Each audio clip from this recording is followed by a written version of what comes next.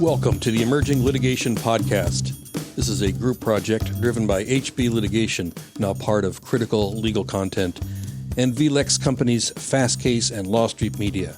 I'm your host, Tom Hagy, longtime litigation news editor and publisher, and current litigation enthusiast. If you wish to reach me, please check the appropriate links in the show notes. This podcast is also a companion to the Journal of Emerging Issues in Litigation, for which I serve as editor-in-chief, published by Fast Case Full Court Press. And now, here's today's episode. If you like what you hear, please give us a rating.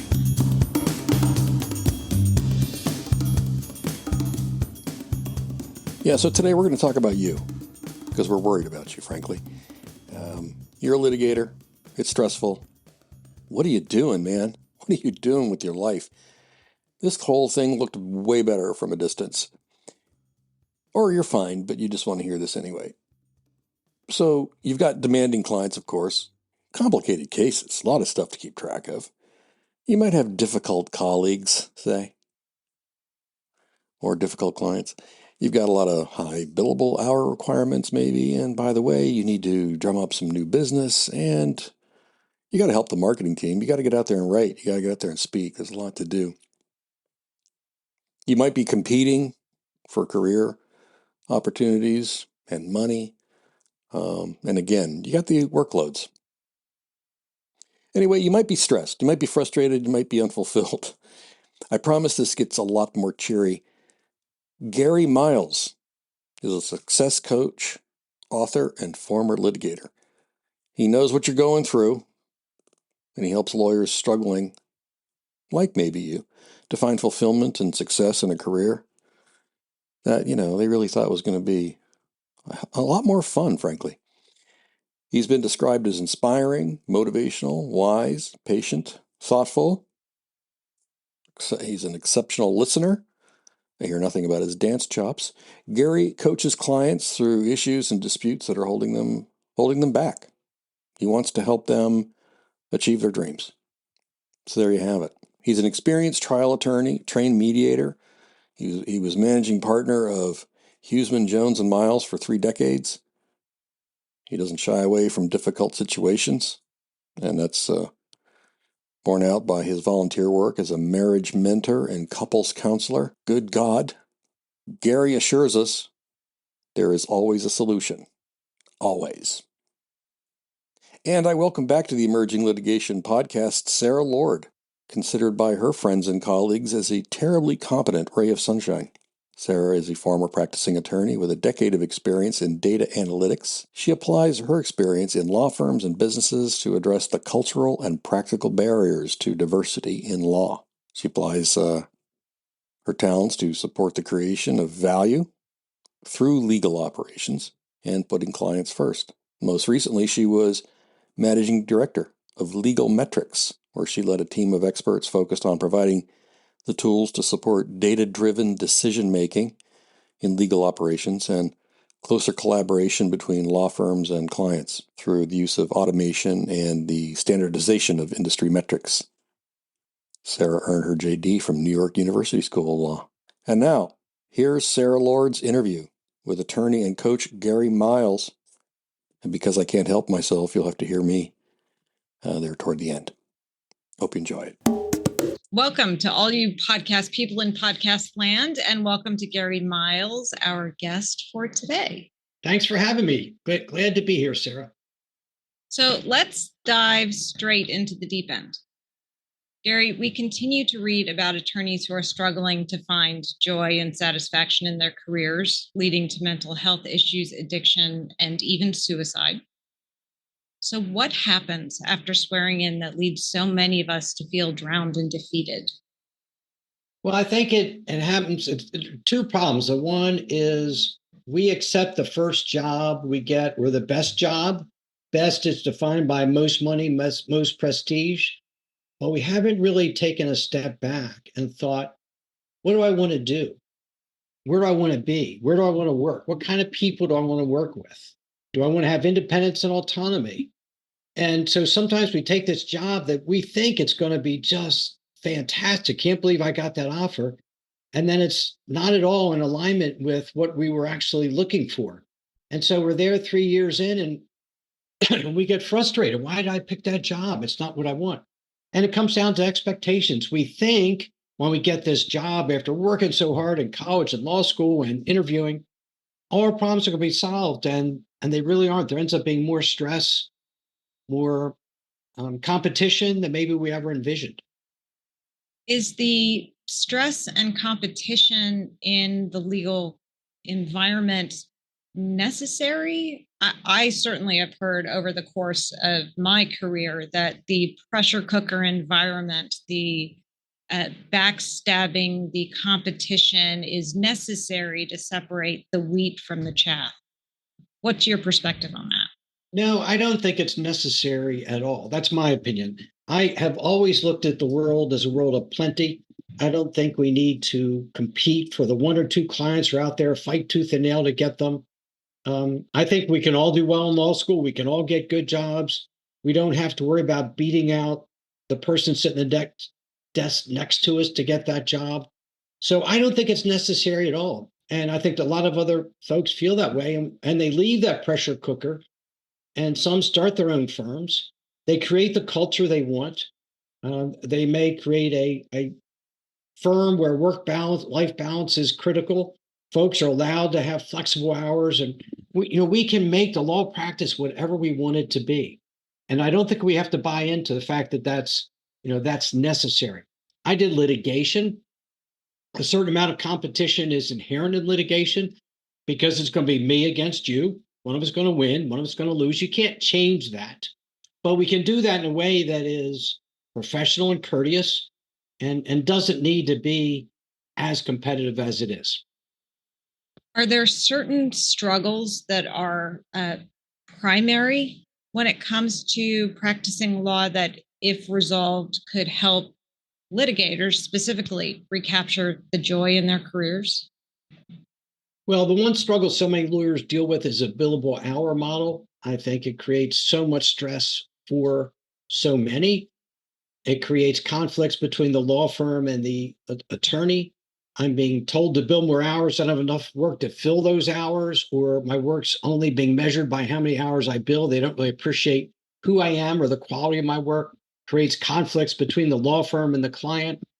But for litigators specifically, the main thing is what our mindset is. I tried cases for 45 years. And in the beginning, I was so obsessed with whether I was going to win or lose, and specifically whether I was going to lose.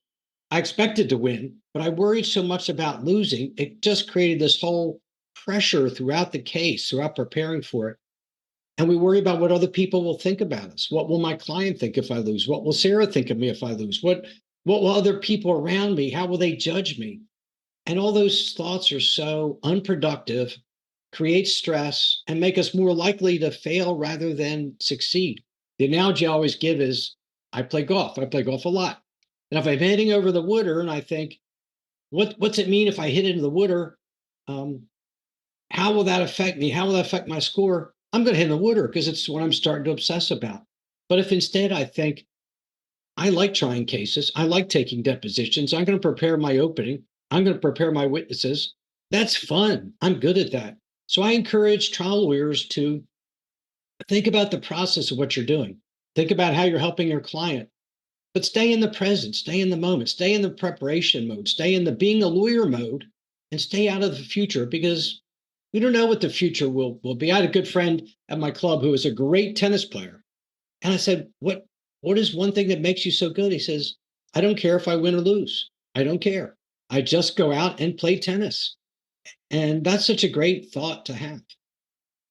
That's really difficult for litigators when you're approaching these cases that have a significant impact on your career, have a significant impact on your client, to be able to step back and separate your own identity from the outcome. Since a lot of these cases are very high stakes, even if they're not a lot of money, even if they're not a big public impact for the clients, they're huge, they're material, they're important. So if you are really looking to make that mental separation for your mental health purposes, for your ability to focus and be successful individually as well as professionally, are there certain recommendations you have for those litigators to sit down and really identify their primary struggles and what changes they may want to implement? Sure. So in terms of their primary struggles, when I coach a client, I say, what is it that causes you stress? What is it about your work, about someone you work with, about the kind of emails you get, about the kind of communications you get? What is it that makes you anxious and stressed? Is it worrying about the future? And that's a first step, is identifying what is it in my life that creates anxiety or stress. And the next step is, how do you feel when you feel stress? What's the first thing that happens? Your heart races, you get sweaty, you get shorter breath. What is it? And then we can start unpacking that. So you're starting to feel stressed. You got that email. Okay, let's step back. Is that something you did to cause that? Is that the client being a client? Is that something you can change? And I encourage my clients to accept those things in their life they can't change.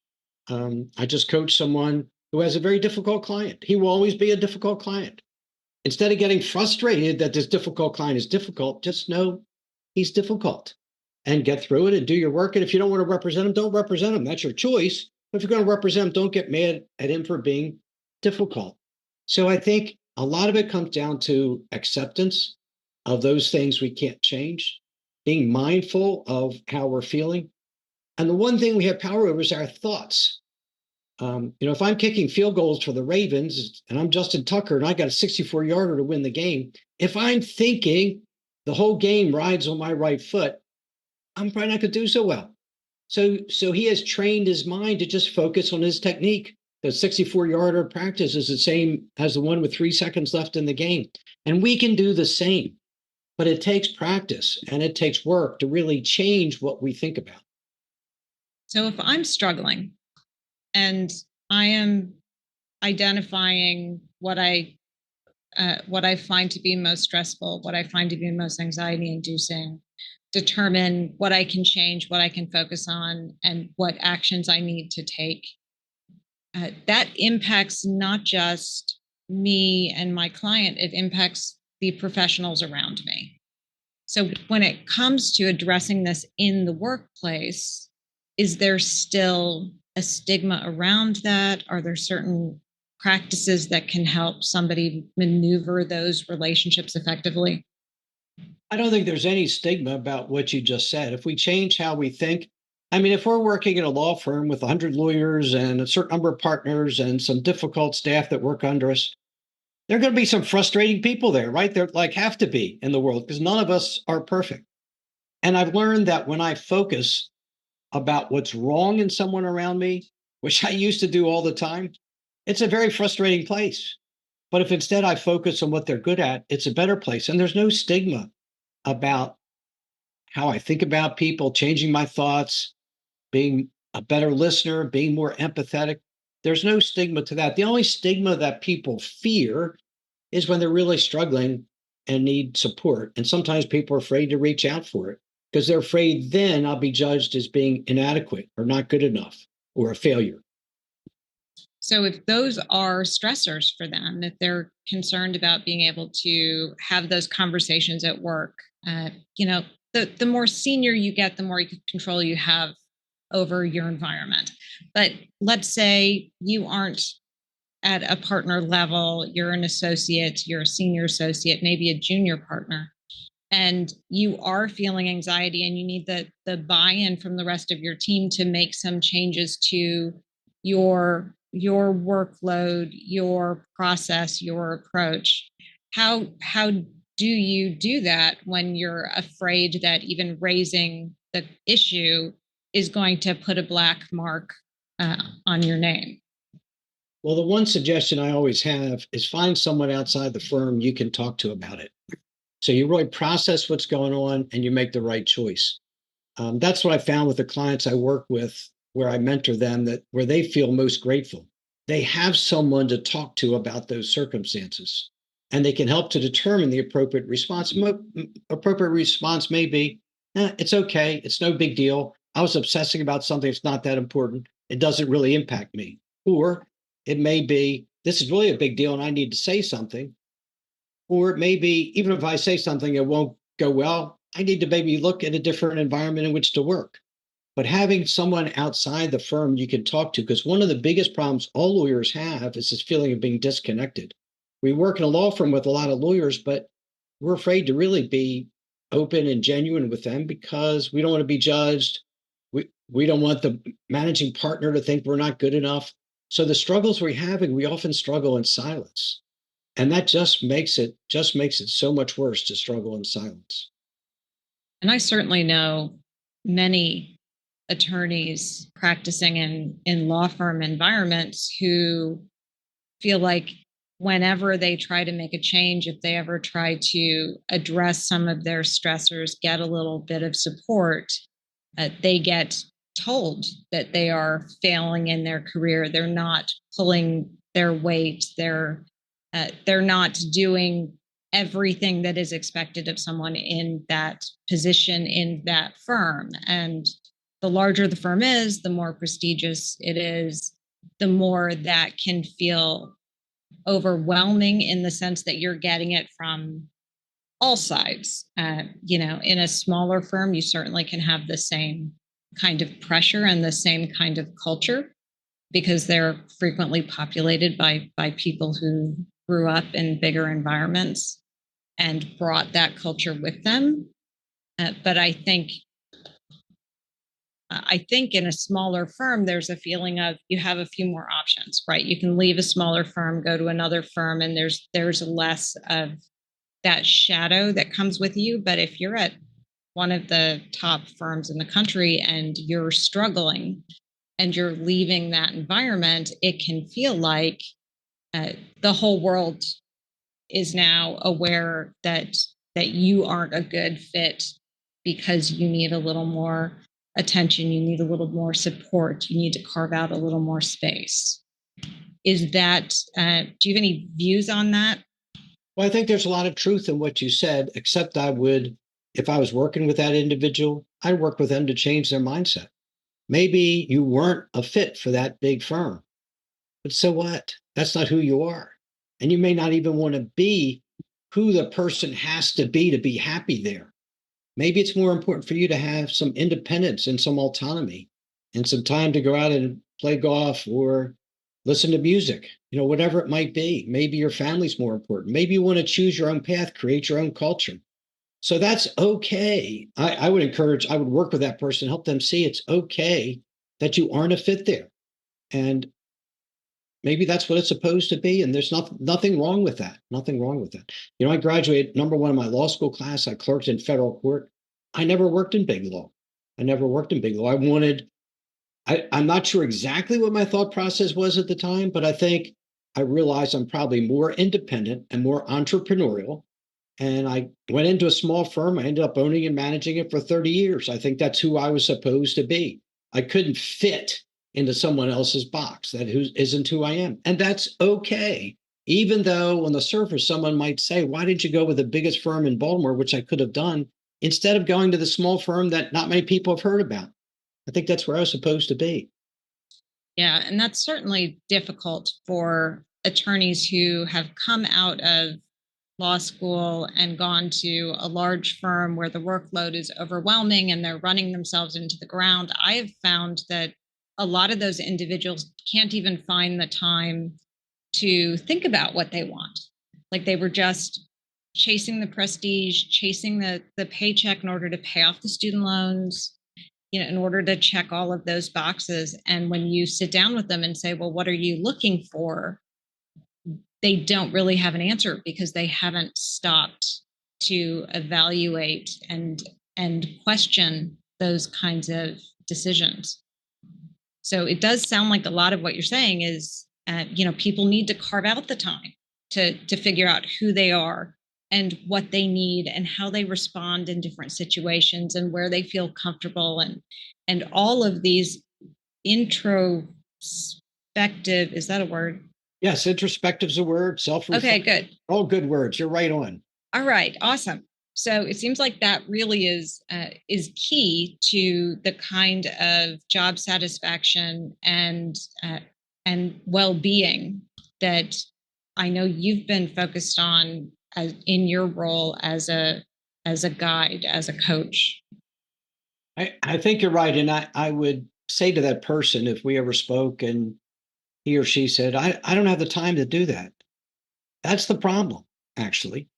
That's points up with the problem is you don't think you have 2 hours to find some time for yourself to sit outside on the patio on a Saturday morning and reflect about what's important to you and where you want to be.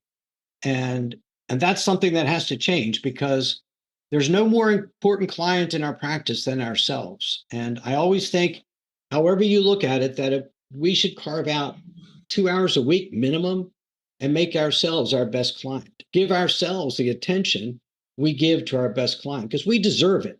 I mean, it's our life. We're not owned by the firm. It's our life, and we're responsible for the choices we make, and we're never stuck. We have choices. We can be who we want to be and be where we want to be, doing what we want to do. And particularly if we're in a big firm, we're obviously have a great reputation, develops a good skill set, did well in school. We can create our own world and make it exactly what we want it to be if we're willing to take that chance and do it. Sometimes it's easier to just be stuck and be a victim of that, but it takes courage and some work to really figure out what we want and then make it happen.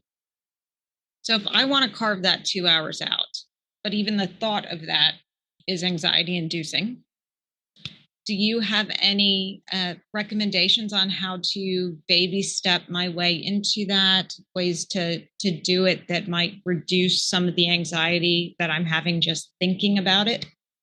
Well, I encourage all my clients to literally plan each day. So plan on Monday what we're going to do and when we're going to do it.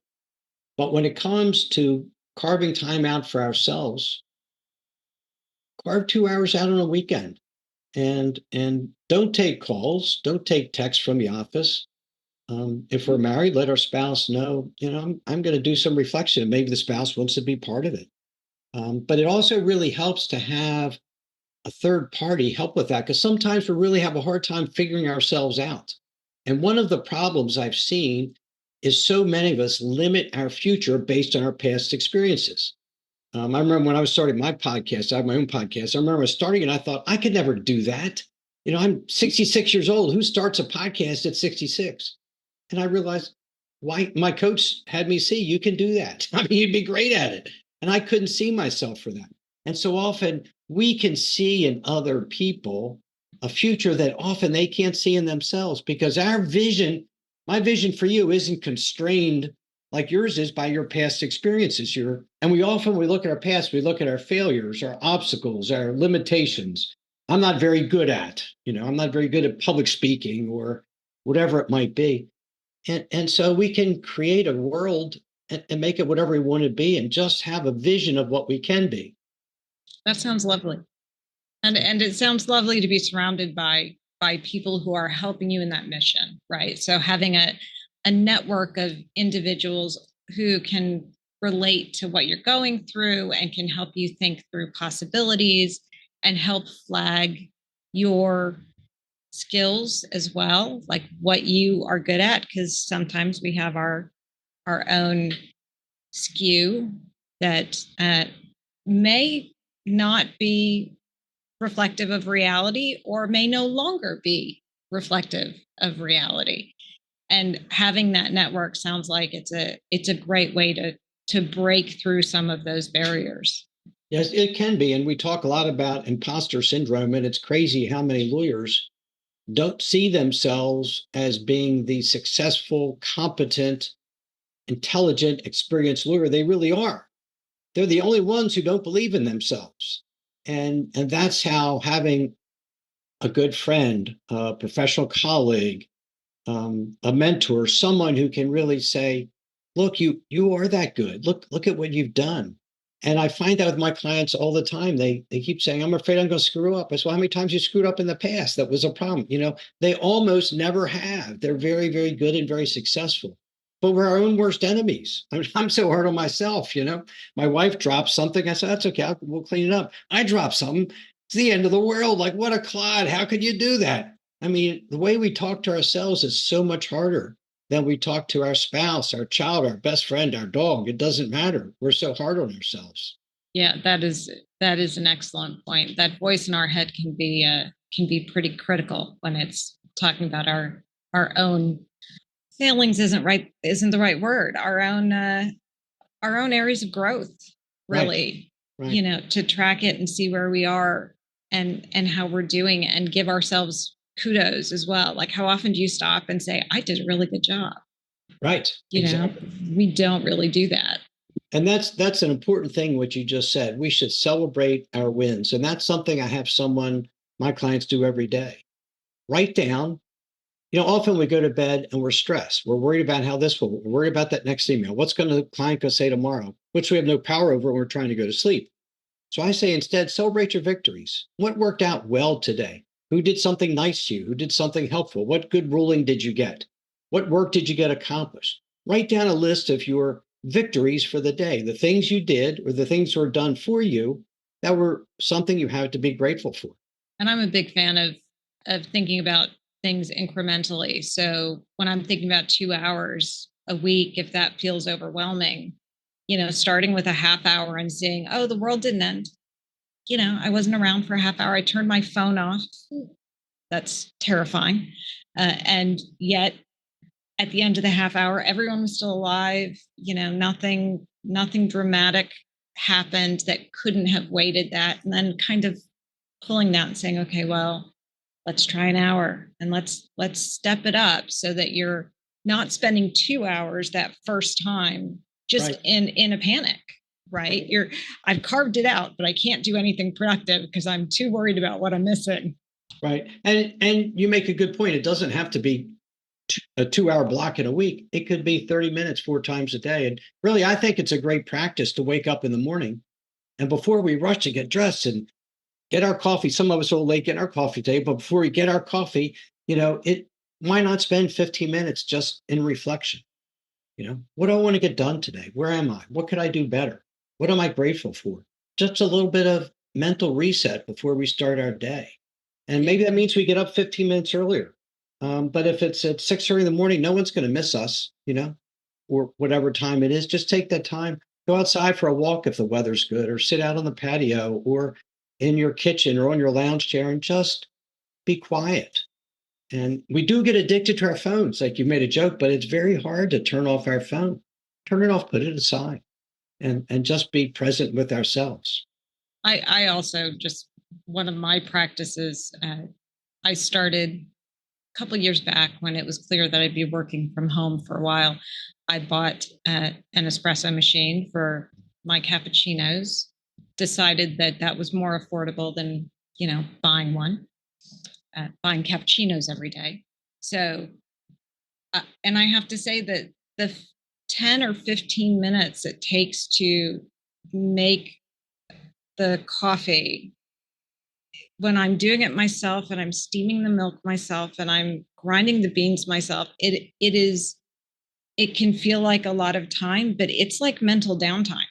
It's a 15-minute window for me to just reflect on what's coming the rest of the day. I am making the coffee effectively on autopilot, and I can let my mind settle and prepare for what's coming in the next step. So I feel like sometimes it's not just about setting aside time to stop and think. It's about building extra time into some of your daily tasks. Like, don't rush through everything in order to get to the office as soon as possible to do all of the tasks that are on your backlog, because there will always be a backlog. There will always be something else to do. There will always be more. And instead, building in that little bit of luxury for whatever that is for you to get that mental break throughout your day. And if I would add to that, you were kind of talking about your morning routine, and so was I, and that's so important. But during the day is important too. Analogizing to sports, if I'm running a marathon, I don't train for a marathon by running a marathon 7 days in a row before that, because my body would break down and I'd be burned out. If I'm trying a case for next week, if I spend the first 7 or 8 days before it working 12 hours a day on that case, I'm going to be burned out. I won't be sharp. I won't be on my best game. And, we take a timeout in a basketball game so the players can have a break. And we need to take a timeout during our day. I have found folks are so much more productive when they actually take time off during the day. And you say, well, how could that be? I lost 45 minutes taking off those 3 15-minute breaks. You will be more productive. You will get more done. So, Tom, what do you have to add to this conversation? I know you have thoughts. I couldn't help it think of the tie-in to Buddhism. I have to think you have some influence from that, Gary. I don't know, but the whole thing about dwelling on the past in Buddhism, it's like the past has to take care of itself. Right. And then if you're dwelling in the future, you're catastrophizing, you're worrying. It's not terribly productive. That's not to say you don't learn from the past, you don't plan for the future, but you're talking about being in the moment. I going through some stress myself when I was starting my business, and there was all this calamity. I finally had to put something on my desk that said, "What can you do right now?" And then you talked about the spending the time reflecting on yourself, your career. What kind of questions are people asking themselves in those kind of moments that you would recommend? What's that self conversation like? What are my most important values? What is it that is most important to me in my life? What can I do as a lawyer that I would really, really enjoy doing? What would light my fire? What would I have fun doing? What does that look like? Is it big firm, small firm, my own firm, government, working for some public interest group? What does that look like? Where do I physically want to be? Do I want to be in a city, a town, virtual? What kind of people do I want to work with? What kind of clients do I want to represent? What kind of law do I find fun and invigorating instead of boring and mundane? Those are the kinds of questions that I help my clients walk through to really chart what they want their path to be. And maybe they end up saying, I'm exactly where I'm supposed to be. I just need to change the way I look at it. I need to stop making myself a victim. Or they may say, this isn't what I want at all. I've been trying to put this round peg in the square hole and it doesn't work. I don't fit here. That's okay. That's okay. Don't worry about being judged by other people. They think doesn't matter. What matters is if we're happy, fulfilled, and satisfied. Yeah, that mindset changes. You're not saying, and I know you're not saying it's easy, because it can be a lifetime of thinking one way, that, oh, I'm a failure, or I can't do this, or I can't do that. It occurred to me one day, my sister-in-law is a social worker, counselor, and she was talking to me about affirmations. And, me, I just think, my default is, oh, that's ridiculous. Those are silly. And then it occurred to me, it's like, well, certainly telling myself negative things about myself works. So why might not the reverse also work? Right. Well, affirmations are a good process, and we do fill our mind with negative thoughts about ourselves. So you're right. Why not look at ourselves as successful and worth it and deserving? But the other thing I encourage people to do is to write a self-image of yourself as you see you now. Strengths, weaknesses. Who are you as a lawyer, as a person, as a family member? And in the ideal perfect world, if you could have any image of yourself you want, what is your ideal self-image of yourself? What does that look like? And that's the goal where we try to get to. And so often we find we're actually a lot of those things already, but we don't give ourselves credit for it. Or we may find, this is what I see myself doing. This isn't the ideal me to be doing what I'm doing now. So thank you again, Gary. I really appreciate you coming on. Well, thank you so much for having me. I really enjoyed chatting with you and Tom. And I thank you guys for all you do to help make the world of litigation a little bit better, to help lawyers be more informed and to have resources that they can tap into to answer some question or some need of their own. That concludes this episode of the Emerging Litigation Podcast, a co-production of HB Litigation, Critical Legal Content, VLEX Fastcase, and our friends at Losty Media. I'm Tom Hagy, your host, which would explain why I'm talking. Please feel free to reach out to me if you have ideas for a future episode, and don't hesitate to share this with clients, colleagues, friends, animals you may have left at home, teenagers you've irresponsibly left unsupervised, and certain classifications of fruits and vegetables. And if you feel so moved, please give us a rating. Those always help. Thank you for listening.